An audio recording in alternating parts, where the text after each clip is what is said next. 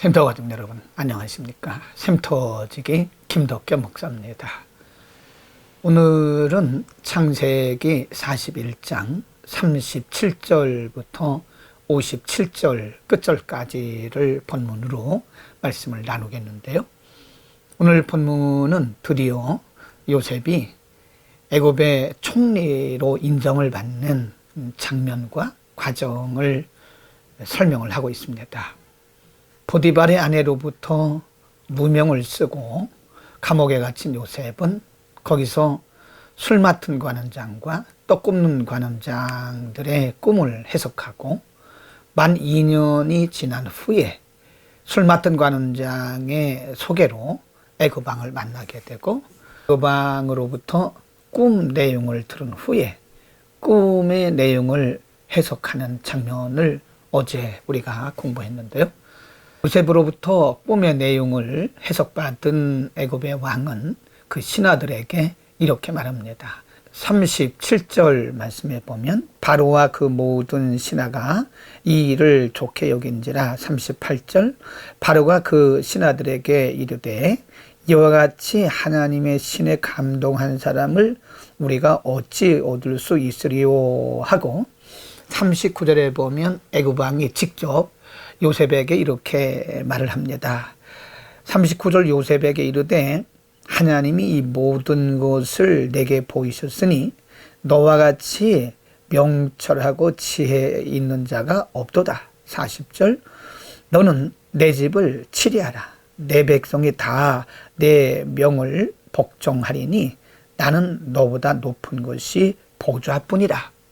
그리고 41절에 보면요, 바로가 또 요셉에게 이르되 내가 너로 애굽 온 땅을 총리하게 하노라 하고 자기의 인장 반지를 빼어 요셉의 손에 끼우고 그에게 세마포 옷을 입히고 금사슬을 목에 걸고 총리의 복장을 모두 그에게 직접 하사를 합니다. 그리고 43절에 보면요, 자기에게 있는 버금수레에 그를 태우매 무리가 그 앞에서 소리 지르기를 엎드리라 하더라. 바로가 그로 애굽 전국을 총리하게 하더라. 이렇게 해서 요셉은 타양 땅, 곧 노예로 팔려온 애굽 땅에서 일약 애굽의 총리가 됩니다. 성경은 그때의 46절에 보면 요셉이 총리가 될 때 나이가 30세라 그랬습니다. 일반적으로 요셉이 애굽에 팔려왔을 때 나이가 17세였다고 보는데요. 그러면 30세에 애굽의 총리가 되었으니까 13년 만에 노예가 일약 애굽의 총리가 된 것입니다. 그리고 47절 이하에 보면 요셉이 총리로서 왕을 대신해서 전국과 그리고 백성들을 다스리는 그 지혜로운 모습을 볼 수가 있습니다. 요셉이 꿈을 해석한 대로 7년 흉년이 들었고 그 뒤에 7년 동안 흉년이 들게 되는데 그 풍년 때와 그리고 흉년 때에 요셉이 지혜롭게 행한 통치에 대해서 기록을 잘 하고 있습니다. 그 내용이 57절까지 계속 이어지고 있습니다. 여러분, 오늘 우리는 요셉이 13년 만에 노예에서 일약 애굽의 총리가 되는 이 결과 그리고 이 과정을 보면서 하나님께서 어떻게 역사하시는가를 우리가 영적으로 알 수 있는데요. 첫 번째는 하나님의 계획은 반드시 이루어진다고 하는 것입니다. 이미 우리가 말씀드린 것처럼 요셉이 애굽에 팔려와서 그가 보디발의 가정에 사는 동안에 그는 억울한 누명을 쓰고 감옥에 갇혔고 거기서 2년이 넘도록 그는 억울한 감옥 생활을 하게 됩니다. 그러나 하나님은 거기에서 멈추지 않고 그런 일련의 사건들에 아무런 상관없이 하나님의 계획대로 그를 애굽의 총리가 되게 하셨습니다. 하나님의 계획은 반드시 이루어집니다. 물론 인간의 안목으로 바라볼 때는 여러 가지 조건과 환경들이 하나님의 일을 실패하게 하지 않는가라고 우리가 일시적으로 생각할 수는 있으나 하나님은 반드시 계획대로 이루시는 분이십니다. 우리의 인생도 마찬가지입니다. 우리에게 일어나고 있는 여러 가지 일련의 사건들이 때로는 우리를 일희일비하게 할 수도 있습니다. 인간이기 때문에 누구나 감정의 기복이 있을 수 있습니다.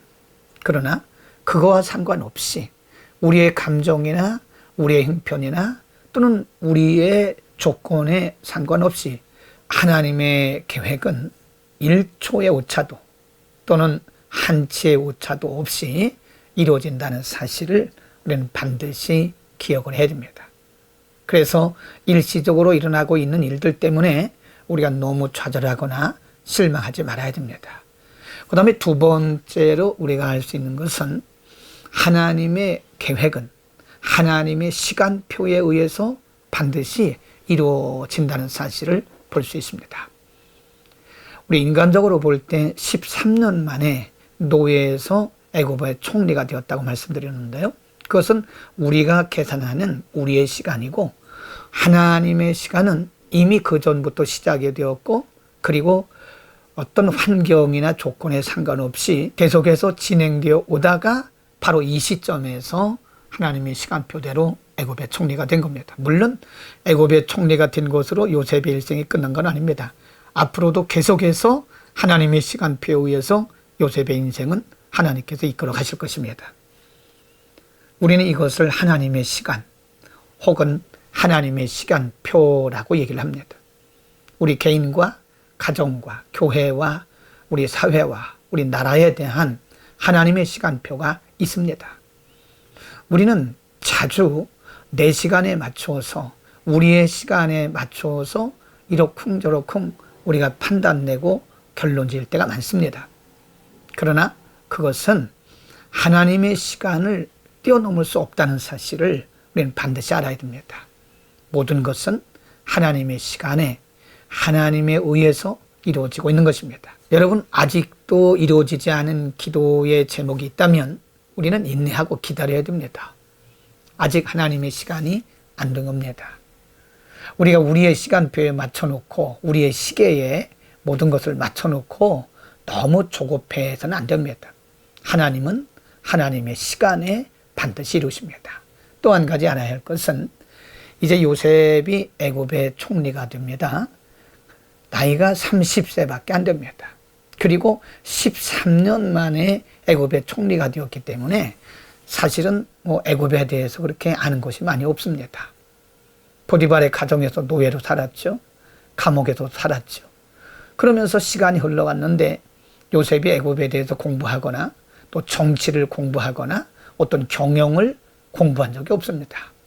그런데도 요셉은 30살의 어린 나이임에도 불구하고 요셉은 참으로 지혜롭게 명철하게 나라를 잘 통치하는 것을 보면서 하나님께서 세우시면 하나님께서 하게 하신다.